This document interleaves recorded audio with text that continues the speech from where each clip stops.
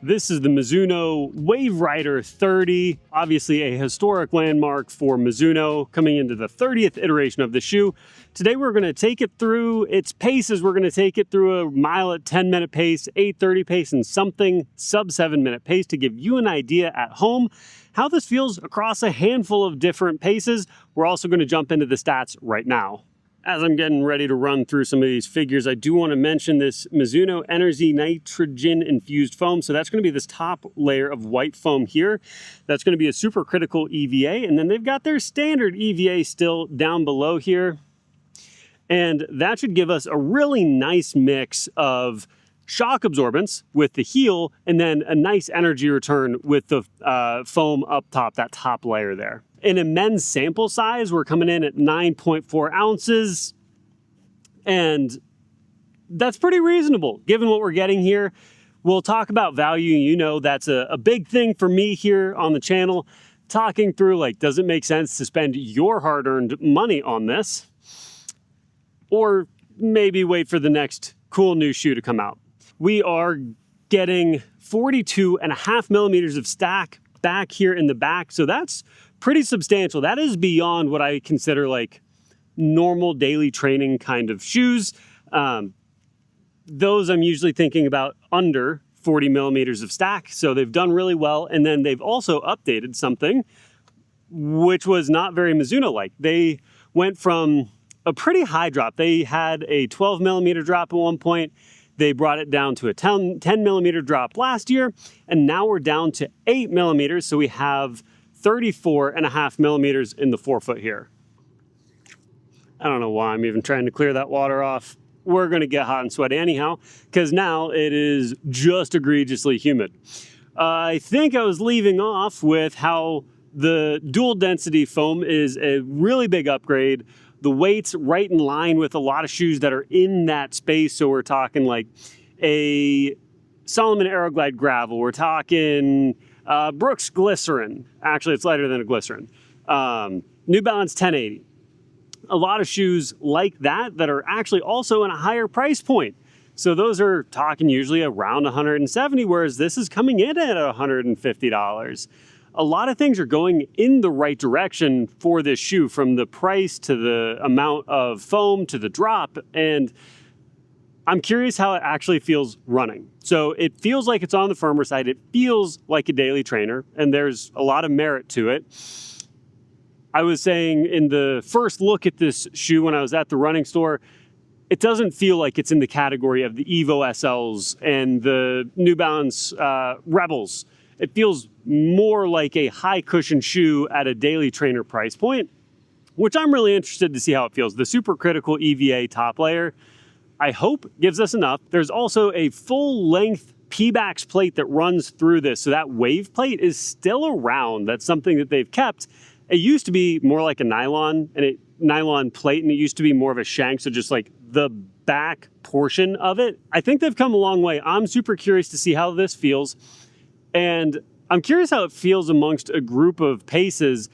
I think it's going to do well, but not incredibly at each one. But that's why we do these tests. I am regularly surprised. And as always, if you are interested in reviews like this, if this is helpful for you, you can take a look at the Ontos running brand. It is my brand. The hat pre-order is live. We are just a handful of days away before they actually get here, and I can't wait to start shipping them out. Super excited to do that, but for now, let's do a squish test and a walk test to see how it feels actually moving on the ground. All right, also this colorway is pretty fire, but the squish here is pretty good. As I said in the store, as I press down, it feels like it opens up right here. So I am gonna go ahead and runner's loop this, but for the squish test, we get a good bit of squish. We get a nice little pop here at the forefoot. So more of the firm foam in the back and more of that supercritical EVA in the front. I think this will make it feel really good as we're running along. It should have a pretty smooth roll. But yeah, right now it just feels like a good amount of cushion. It's not as soft as a Salomon Aeroglide. It actually feels kind of similar to a 1080. 1080 is maybe a little softer, but that's about what this is making me think of. So with those first feels and thoughts out of the way, we're gonna go ahead and runner's loop this and then get into our first mile at 10-minute mile pace. I am excited to see how this goes. Good job. We do have plenty of lace here. Even doing the runner's loop, I am not like super low on lace. I know sometimes that is a thing I fight with as I do this runner's loop.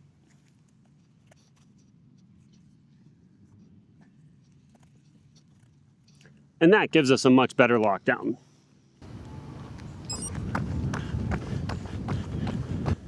Okay, so first thoughts, as I'm running through here, the heel feels a little cushier maybe than I expected. I guess I was thinking it'd be kind of firm with it being just a standard EVA. I know you can make soft EVAs, but the supercriticals just feel a little smoother and bouncier normally to me, but this feels really nice. So as we trot through this first mile at the 10-minute pace, I want to think through like how smooth, how comfortable is it at that 10-minute pace? And we're like right on track right now. So am I transitioning easily from my heel to my forefoot, or is it kind of clunky? And how does my foot feel and fit inside the shoe? So we'll check in on those in a minute. Okay, so as y'all can see, it just rained. The X10 grip that's on here, they're making a pretty big deal about it being really, really good at gripping, has good traction, and it feels like it has good traction, but there's also a little cutout in the heel I'll put up. It's suction cupping against the ground, making for a super annoying sound. Maybe that's just not an issue most of the time, but I can hear it right now, and I love it. Now, as for the ride, that is pretty good still. I'm generally pretty happy with that. I would not say it is anything extraordinary, but we don't ask daily trainers to be extraordinary. This does feel like a good high cushion daily trainer. I think for their objective, they're right on what they were trying to create here. We are cruising along right at our 10-minute or so pace here. And so far, so good. I'll get into the fit in just a sec.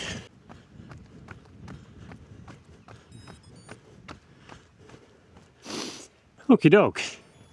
So first mile there, 9:52, 9:53. Very comfortable, very fine. Again, nothing super extraordinary, but I said I would talk about the fit. So that's what they're doing really well again compared to like older models, is a lot of their older stuff has been very, very narrow. And in the first look with the shoe, I talked about how they widened it up like 14 millimeters, which is pretty substantial in terms of the upper. I'll actually overlay that too. It just did a really good job opening up the toe box, so I am not squished having it there. Up at the front, I usually like a little more relaxed fit on the upper, even though I have a pretty standard width foot. Nicely done. It's a little hot, so very muggy out right now. It's pretty warm. I think it's near 80 degrees right now. And then humidity has to be crazy high because it just rained, and all that heat is pushing this moisture into the air. So it's a little hot, not my favorite, but also not a super big crisis. I'm excited for the next 2 miles. I think that's where it should do better, because that's going to be more so in my everyday pace. 8:30 is closer to what I'm doing for that. And I hope it feels good at that pace.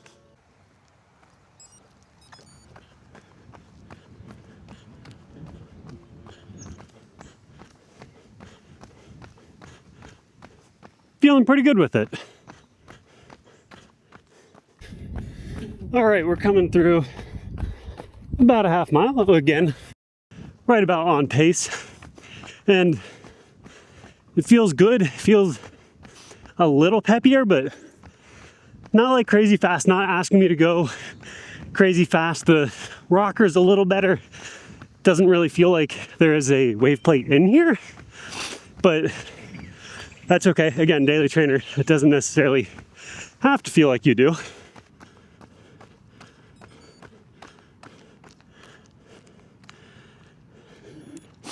Okay, so 8:27, pretty good. Again, right on pace with what we're trying to do. Again, it's like, it's doing its intended purpose. I'm just not like super jazzed on it, but if this was the one shoe that was like in my closet, I feel like I could go do a lot of running in it. We will of course have to feel how it handles the 6:30 pace. So like when we, well, sub 7, 6:30 might be aggressive. How does it handle a faster pace at any rate? And I'm hopeful it like surprises me here. So far, it is a good, but maybe a little muted in terms of how I feel about it. So I think you could throw a lot of miles on these. It feels pretty substantial underfoot. Yeah, let's see how this last mile goes. Okay, before I start this last mile, I actually stopped for some water and I realized how hot my foot is. I don't think I'm wearing like technical running socks right now, but my goodness, the foot feels warm. The upper on this, although again, feels good and has plenty of space, like I can wiggle my toes, all things that I like. The upper just feels really hot, especially for summertime.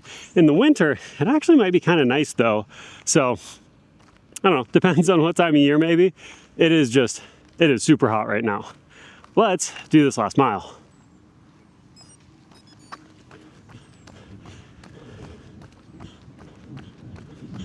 All right, we are off and we are not gonna look at the lap pace for the first half mile. I know about where a half mile is gonna be. Still be plus or minus, but we're gonna see what the shoe gives us here. Okay, we should be getting pretty close here. Feels better here at this pace. Feels like the forefoot has, I mean, more of the super critical EVA in it. And that makes it feel like it's got some better energy return. But I don't know how fast we're going. It feels good, but let's check. Okay, not crazy. 6:44, almost 0.6 miles in. Feels like we're working for it, but not, I don't know, not overly crazy at all. We'll check in like, I don't know, like 3 minutes.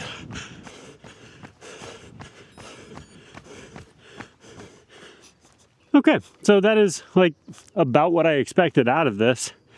Not like some crazy fast number.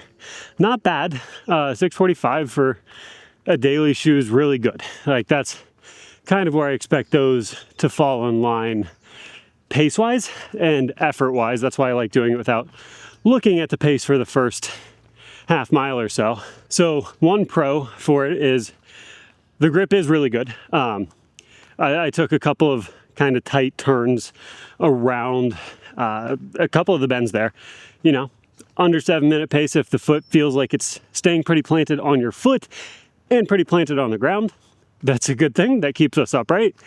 Now, one of the cons is it just felt like we were working. And again, I'm trying not to be like mean to the shoe because it is doing what it's intended to. Actually, it's doing an above average job of what it is intended to do.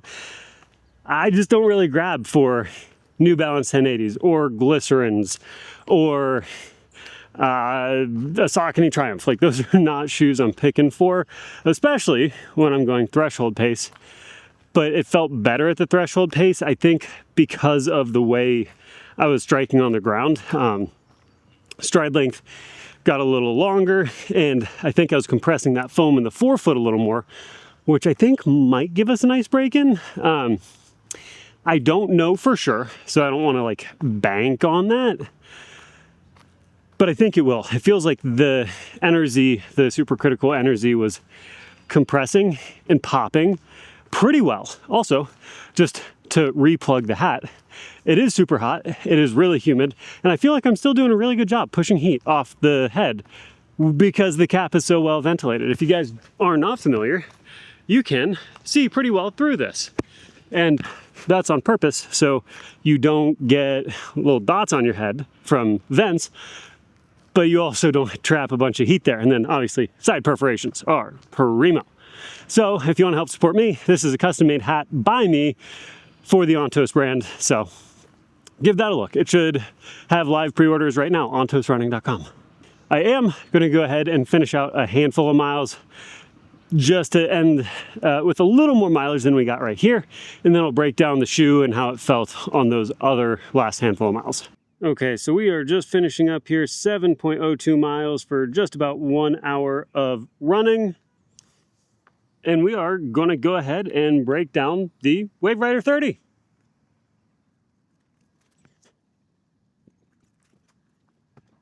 Okay, so as always, we're going to break down value, who it's for, who it's not for, and where it would fit into a rotation for you. So who is the shoe for? I think most people that want a pretty value-heavy daily trainer. So if you're looking to replace like a Brooks Ghost or a Glycerin or any of those like standard shoes, I think it's going to do a really good job there. As I was typing out the Strava caption before I got back to this, I was saying it feels like they're doing what Nike did with a lot of their line. I think they've been way over delivering on what they're putting out for the price that they're charging for it. So like the Vomero 18, I think that is competing against your $170, $180 shoes. I think your Mizuno Wave Rider here is competing against your New Balances. And I think that's my most comparable shoe here. It's not quite as soft, but that's what I keep thinking about in terms of like my rotation and where this would be most similar. That is to say, somebody who needs a daily trainer that can eat up a lot of miles, that feels generally pretty good, is where this is going to fit.